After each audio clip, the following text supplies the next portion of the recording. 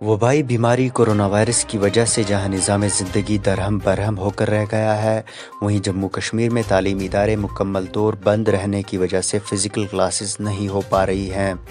اس بات کو مد نظر رکھتے ہوئے جموں کشمیر میں جہاں آن لائن کلاسز کے ذریعے بچوں کو پڑھایا جا رہا ہے، وہیں اب directorate of school education Kashmir نے ریڈیو کے ذریعے ہر روز 4 گھنٹے کلاسز دینا شروع کر دی ہیں۔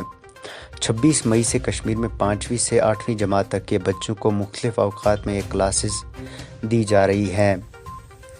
جن بچوں کے پاس سمارٹ فون نہ ہونے یا جن دور دراز علاقوں میں انٹرنیٹ کی سہولیات میسر نہیں ہیں، ان کے لیے ڈائریکٹوریٹ نے ایسا قدم اٹھایا ہے کیونکہ رواں سال وبائی بیماری کے بعد لرننگ مینجمنٹ سسٹم کے تحت رجسٹر نہ ہونے والے آن لائن کلاسز حاصل نہ کر سکے۔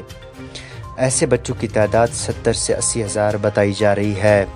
کشمیر خطے میں 5,82,000 طلاب میں سے 4,50,000 بچے لرننگ مینجمنٹ سسٹم کے تحت رجسٹرڈ ہیں، جبکہ اسی طرح سے 9ویں سے 12ویں جماعت تک کے بچوں کے لیے 1 جون سے ڈی ڈی کشمیر پر ٹیلی کلاسز دی جائیں گی۔ Bureau report AIN Urdu.